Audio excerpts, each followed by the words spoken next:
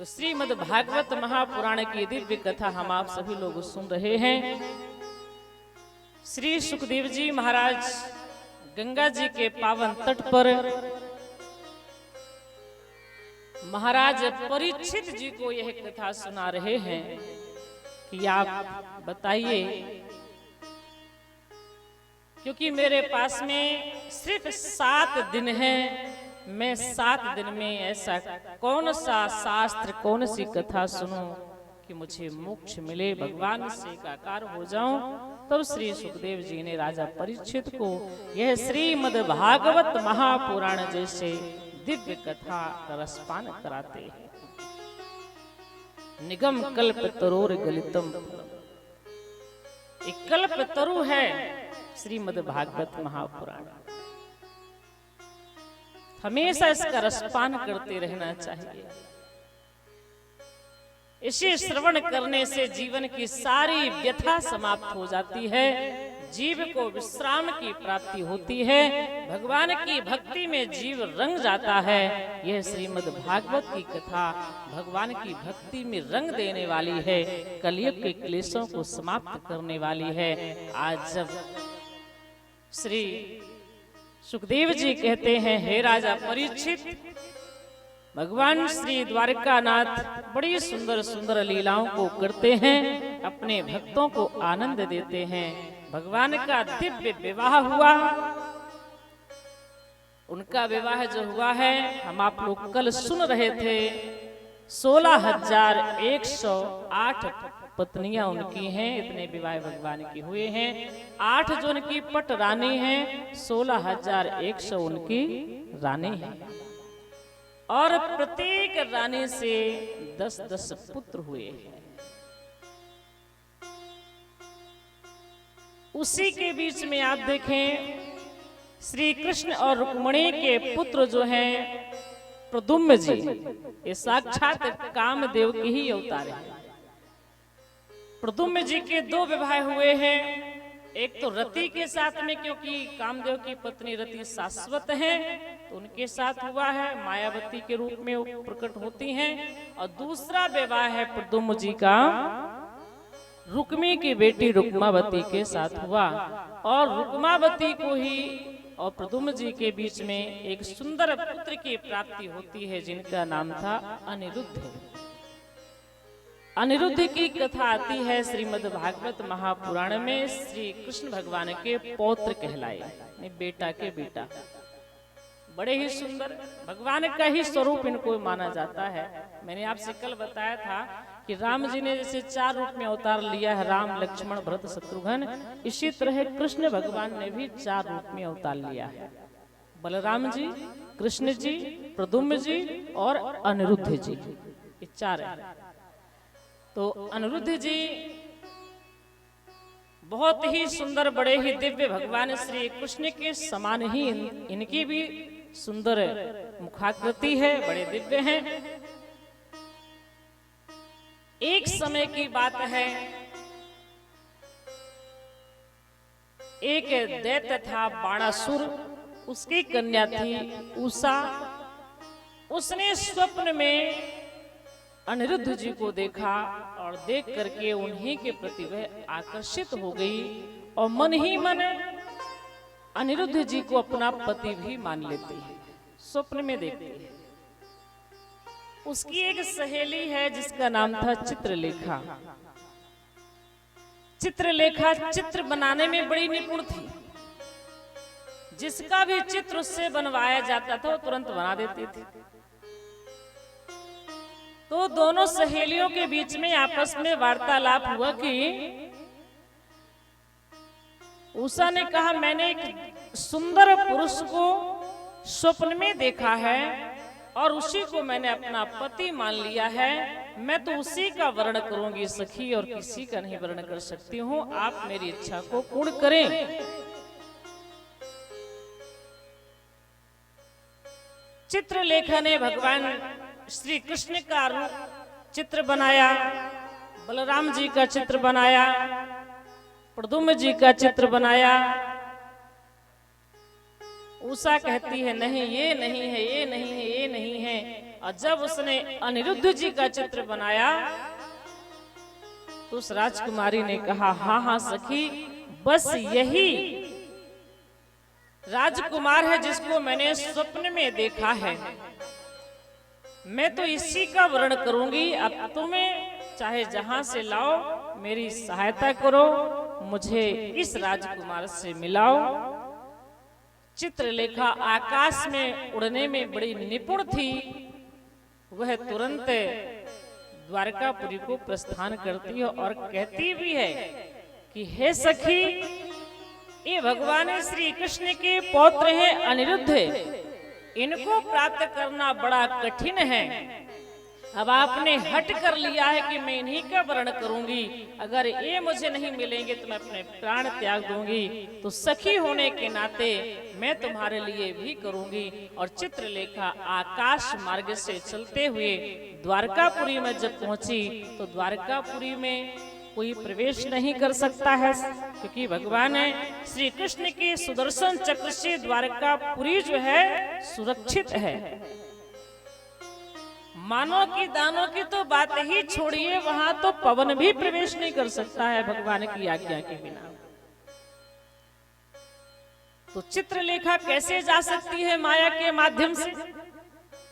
तब उसने साधु का वेश बनाया, क्योंकि वहां द्वारकापुरी में सिर्फ 3 लोग जा सकते थे, उनको चक्र नहीं रोकता था। कौन कौन?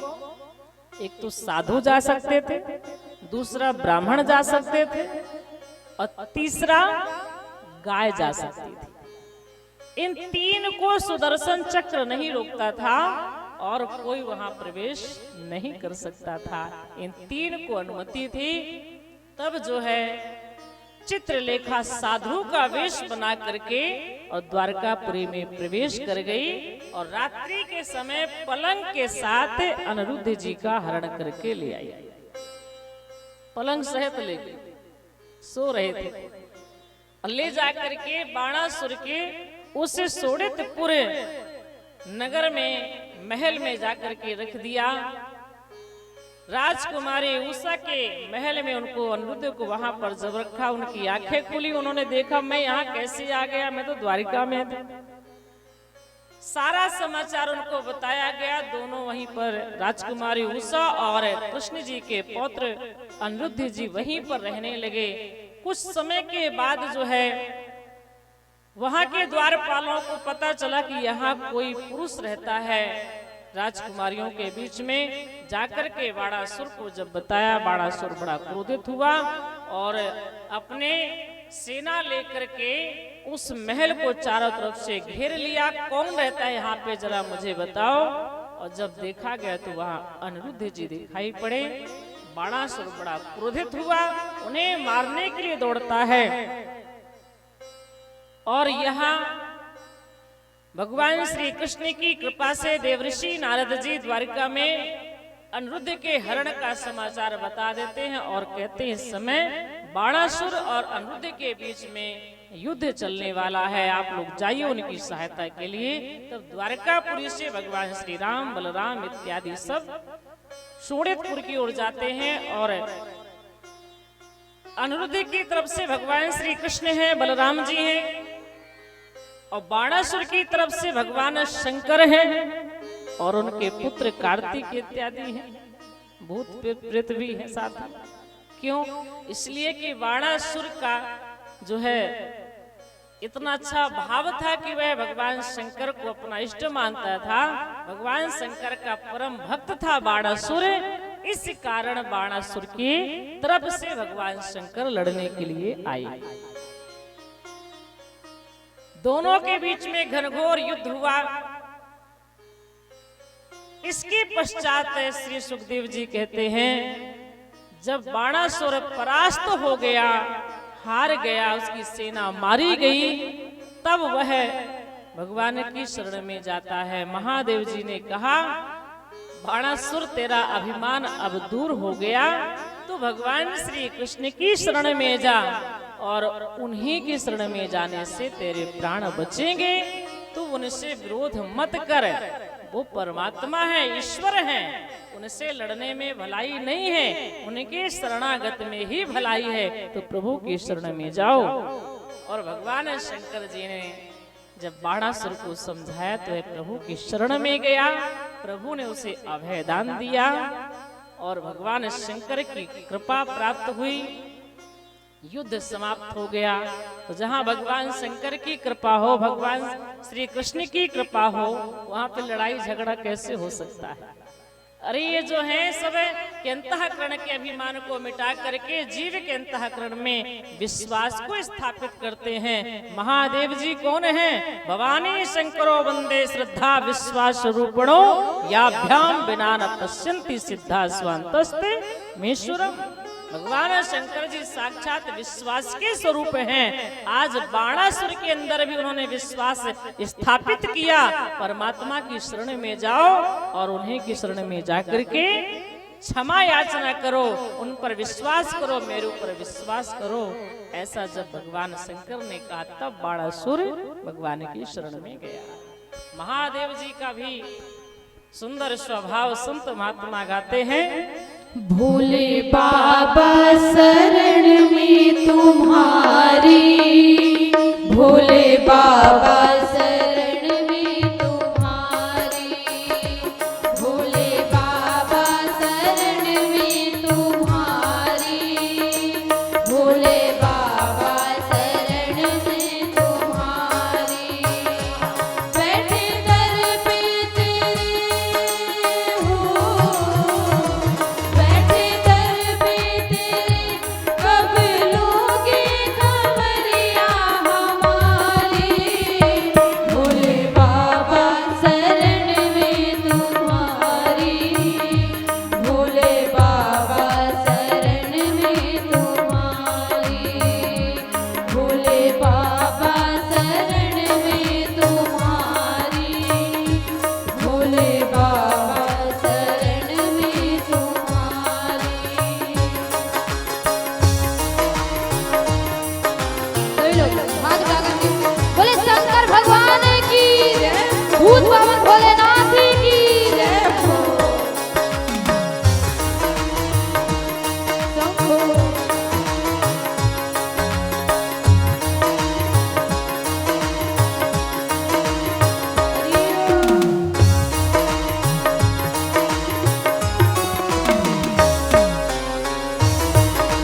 सभी लोग ताली बजाते हैं।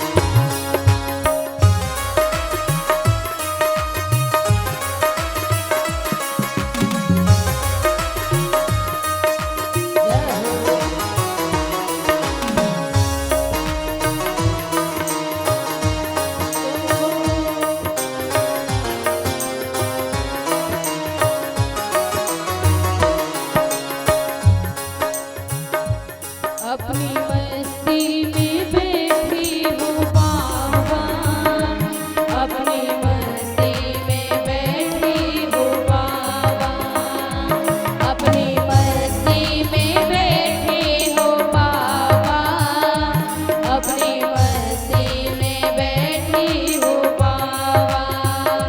क्यों तुम सुनते नहीं हो, क्यों तुम सुनते नहीं, भक्तों से क्यों रूठे हो बाबा।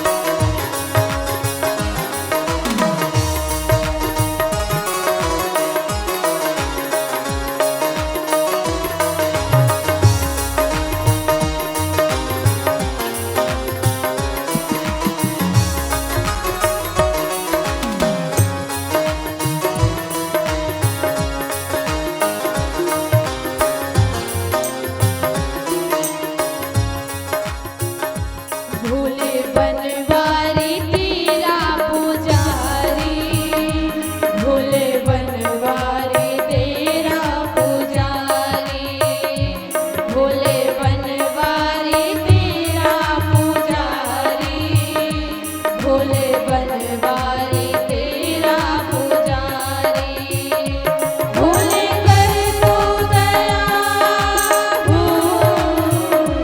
भोले कर तू दया तेरे दर का हूँ मैं तो भिखारी भोले बाबा शरण में तुम्हारी भोले बाबा शरण में तुम्हारी बैठे दर पे तेरे हो बैठे दर पे तेरे कब लोगे खबरिया हमारी भोले बाबा शरण में तुम्हारी भोले बाबा शरण में तुम्हारी भोले बाबा शरण में तुम्हारी भोले बाबा शरण में तुम्हारी भोले बाबा शरण में तुम्हारी भोले बाबा शरण में तुम्हारी बोले शंकर भगवान की जय हो। ध्यान रखिएगा, भगवान शंकर की कृपा से ही बाणासुर श्री कृष्ण भगवान की शरण में गया। और इतना ही नहीं, क्षमा याचना करने के बाद वह अपनी बेटी राजकुमारी उषा का विवाह श्री कृष्ण के पौत्र अनिरुद्ध के साथ में कर दिया और खूब सारा बढ़िया आभूषण दहेज जो भी था उसके पास में सब दिया और दे करके अपनी बेटी को वहां से विदा किया। तो जो सात्विक विचारधारा के लोग होते हैं वो हमेशा सात्विक ज्ञान ही देते हैं, कल्याण की बात ही करते हैं और उनकी बातों को मानना चाहिए।